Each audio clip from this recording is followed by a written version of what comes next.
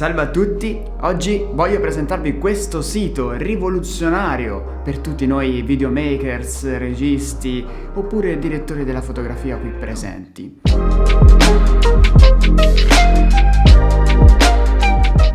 È strano perché ne ho sentito parlare davvero poco su YouTube e quindi eccomi qua a rivelarvi questa chicca. Prima di procedere, come sempre, vi chiedo di iscrivervi al canale per supportarmi, stiamo quasi arrivando a 300 iscritti e sono veramente contento. Ho preparato tantissimi contenuti e quindi se non volete perderveli iscrivetevi e accendete la campanellina. Il sito in questione si chiama ShootDeck.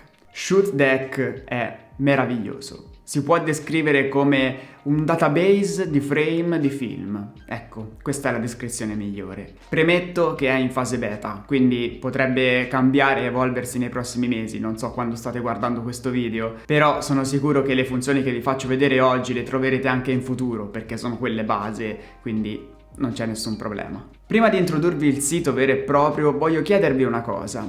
Voi li fate gli storyboard? E se sì, come li fate? Io sono una frana a disegnare e non sempre purtroppo ho il budget per chiamare una persona apposta per disegnare uno storyboard e quindi spesso mi ritrovo dai clienti con, diciamo, una base puntata e tante parole che descrivono il progetto. Questa cosa ovviamente non è buona, ma immagino che comunque molti di voi lo facciano. Innanzitutto è difficile spiegarsi e soprattutto accertarsi che il cliente abbia capito al 100% la nostra idea. E seconda cosa, non è detto che lui abbia immaginato il look del video esattamente come te lo sei immaginato tu. Per questo motivo è essenziale costruirsi almeno un mood board con colori, inquadrature, eccetera eccetera. L'obiettivo è far capire il più possibile al cliente quale sarà il risultato finale. Ma come posso fare se non sono capace a disegnare gli storyboard e non ho i soldi per chiamare uno che venga a farli al posto mio?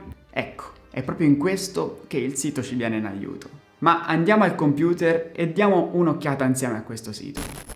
Questa è la home page, come vedete è molto intuitivo, qui c'è un box di ricerca e qua su potete scegliere un film oppure un tipo di shot. Cliccando su Browse Movie potete selezionare un film tra i tanti che mettono a disposizione, sono divisi in ordine alfabetico, ce ne sono veramente tantissimi. Non ci sono tutti ovviamente perché non è un servizio di streaming questo, è una cosa completamente diversa, quindi va bene così. Ce ne sono tanti però. Ovviamente potete fare la stessa cosa utilizzando la barra di ricerca. Faccio un esempio, cerco il film Interstellar.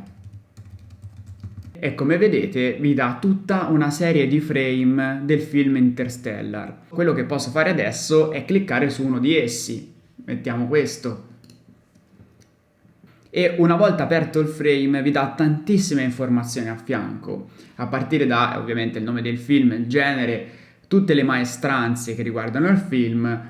E poi ci sono tanti tag, ci sono tante informazioni come la camera utilizzata, il tipo di illuminazione, se è pellicola digitale, sono veramente tantissime le informazioni e questa è una cosa davvero davvero utile. Cliccando invece su Browse Shot, come vedete vi dà tanti frame di tanti film in generale. Sulla sinistra invece trovate tutti i filtri, questo vuol dire che oltre a selezionare i film per genere, potrete selezionarli anche per colore. Quindi in base alla dominante colore che hanno, se è stato girato di giorno o di notte, oppure il formato, il tipo di luce, la lente utilizzata, quante persone ci sono nel frame, si possono selezionare veramente tantissime cose.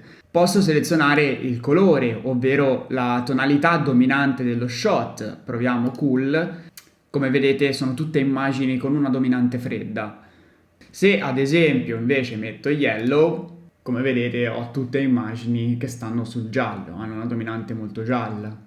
Addirittura possiamo scegliere il tipo di fonte luminosa, quindi se è tungsteno oppure a LED oppure se è stata girata con la luce naturale. Ipotizziamo che io debba realizzare un videoclip e nella mia mente c'è una scena di una persona di notte davanti alla scrivania. Quello che posso fare con questo sito è cercare qualcosa di simile, quindi magari seleziono un interno, poi posso selezionare il time of day, quindi di notte, posso dire io in questo frame mi immagino una persona sola, quindi metto una persona e poi, non lo so, e il look di questo video secondo me è molto freddo e quindi non so, seleziono cool.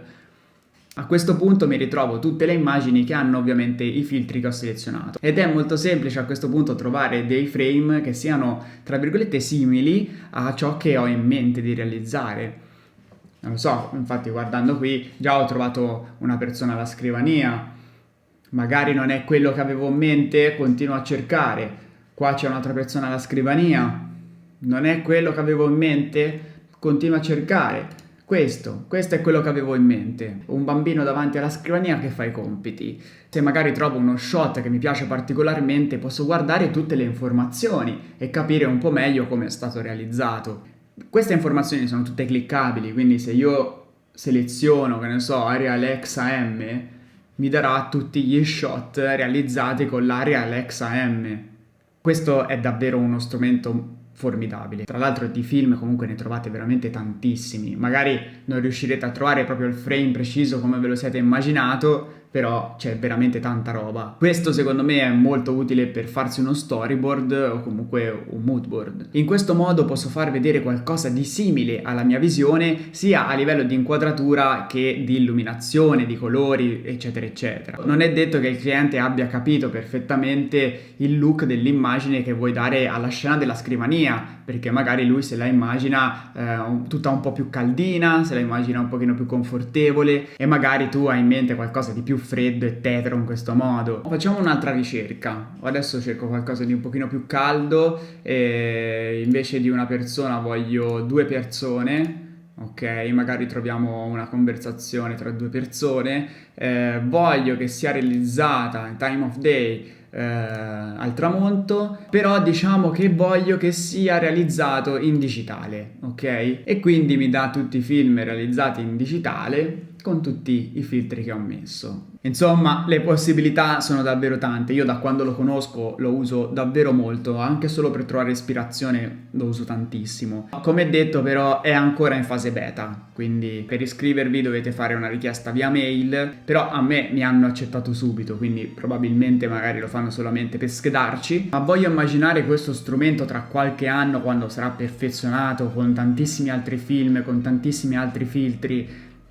Come potrebbe diventare? Potrebbe veramente diventare l'ABC o uno di quegli strumenti base di chi fa questo lavoro. Comunque, io vi ringrazio della visione, fatemi sapere che ne pensate, se secondo voi è un programmino utile o meno, e noi ci vediamo nei prossimi giorni, perché ci sono veramente tante novità.